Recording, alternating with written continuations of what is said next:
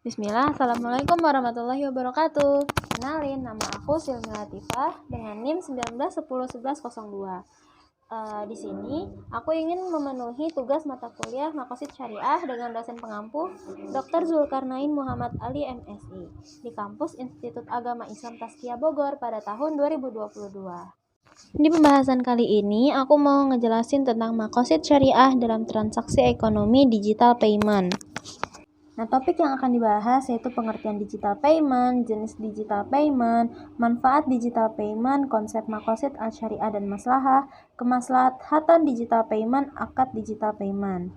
Nah, pengertiannya, digital payment atau pembayaran digital merupakan pembayaran dengan sistem digitalisasi atau pembayaran secara online. Adapun e-money adalah uang yang tersimpan di sistem perbankan untuk melakukan transaksi elektronik.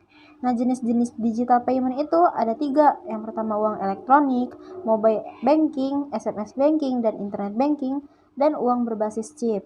Dan manfaat digital payment sendiri ialah meningkatkan keamanan pembayaran, kecepatan dalam bertransaksi, kemudian kemudahan pembayaran. Penjelasan dari meningkatkan keamanan pembayaran yaitu dalam situs e-banking diwajibkan menerapkan standar keamanan yang ketat sehingga akan menjamin setiap layanan yang disediakan hanya bisa dimanfaatkan bagi mereka yang benar-benar berhak.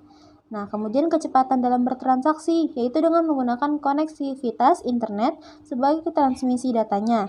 Kecepatan memproses perpindahan data dalam waktu hitungan detik dan dapat menjangkau transaksi antar wilayah. Dan kemudian kemudahan pembayaran, yaitu pembayaran melalui digital payment memudahkan pengguna melakukan transaksi dimanapun dan kapanpun. Nah, yang selanjutnya ada dampak digital payment terhadap perekonomian dan kebijakan moneter. Ada 2 nih, ada dampak positif dan dampak negatif. Dampak positif sendiri yaitu meningkatnya konsumsi dan berdampak pada percepatan perputaran uang. Kemudian peningkatan output real dan pertumbuhan ekonomi dan mengurangi rata-rata jumlah uang tunai yang beredar. Kemudian ada dampak negatif yaitu duplication of device, yaitu duplikasi dari kartu yang asli dengan memanfaatkan kelemahan sistem security pada operating system atau melalui physical attacks terhadap chip itu sendiri. Nah, yang kedua ada alteration or duplication of data atau software, yaitu memodifikasi data atau aplikasi yang ada pada kartu yang asli. Yang ketiga ada alteration of message, yaitu perubahan ketika data elektronis atau message dikirim pada saat seseorang melakukan transaksi.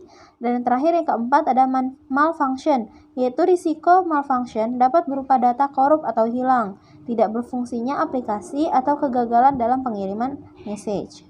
Nah, yang selanjutnya ada konsep maqasid al-syariah dan maslahah, yaitu menurut Al-Syatibi bahwa yang menjadi tujuan dari al-maqasid syariah sendiri adalah kemaslahatan manusia. Dapat disimpulkan bahwa tujuan dari syariat adalah untuk memperoleh kemaslahatan, jalb al-maslih, dan menolak keburukan, daf al-mafasid. Kemaslahatan tersebut terbagi menjadi 3 tingkatan maqasid berdasarkan skala prioritasnya yaitu primer daruriyat, sekunder hajiyat, dan tersier tahsiniyat. Menurut para ulama, merupakan ungkapan dari sebab-sebab yang membawa dan melahirkan maksud tujuan al-syar'i, baik maksud yang berkaitan dengan ibadah maupun adat muamalat. Maslahah adalah sesuatu yang mendatangkan manfaat dan menolak kemudaratan. Dalil mengenai maqasid terdapat dalam surat At-Taubah ayat 42 yang berbunyi Lau kana aradan qariban wa safaran qasidan lattaba'uka walakin ba'udat alaihi musyuqah, yang artinya seandainya ada keuntungan yang dekat dan perjalanan yang mudah, pasti mereka hendak mengikutimu, akan tetapi telah menjadi jauh atas mereka jarak perjalanannya. Nah, kemaslahatan digital payment yaitu sesuai dengan fungsi uang dalam konsep Islam, yaitu fungsi uang dalam perspektif Islam adalah sebagai satuan nilai tukar atau standar harga dan alat tukar harus diputar terus-menerus sehingga menghasilkan keuntungan yang lebih besar. Yang kedua ada etika konsumsi berdasarkan konsep Islam, yaitu salah satu bentuk preventif penyalahgunaan dari e-money adalah batasan maksimum nominal. Batasan nominal ini dapat mencegah terjadinya israf atau konsumerisme. Yang ketiga ada risiko dan kendala serta upaya kontrol dan pengawasan. Hifz al-mal menjadi alat sosial kontrol dalam kehilangan kartu. Pemilik kartu tidak dapat mengklaim dana karena produk tidak disertai dengan proteksi dana. Dan yang keempat, tercapainya kemaslahatan dan kesejahteraan. Terdapat manfaat dari penggunaan e-money bagi perekonomian dan kebijakan moneter. yaitu velocity of circulation of money, yaitu kecepatan uang beredar. Akad-akad digital payment, yaitu yang pertama ada akad wadiah, yaitu dia penitipan uang dari pemegang uang elektronik kepada penerbit. Dan yang kedua ada akad qard, pinjaman dari pemegang uang elektronik kepada penerbit. Yang ketiga ada akad ijarah, pemindahan hak guna. Keempat ada akad jualah, yaitu memberikan imbalan tertentu atas pencapaian hasil yang ditentukan dari suatu pekerjaan. Dan yang kelima ada akad wakalah bil ujroh, yaitu imbalan.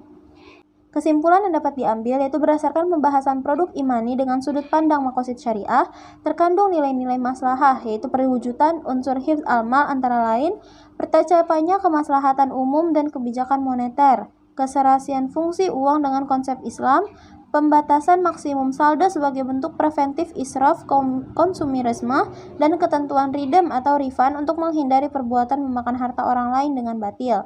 Akan tetapi, penggunaan uang elektronik yang tidak dilengkapi dengan sistem keamanan yang baik, seperti uang elektronik unregistered, alangkah baiknya dihindari karena uang elektronik tersebut dinilai belum sesuai dengan maqasid syariah karena masih menimbulkan kemudorotan, walaupun syarat-syarat yang lain telah terpenuhi.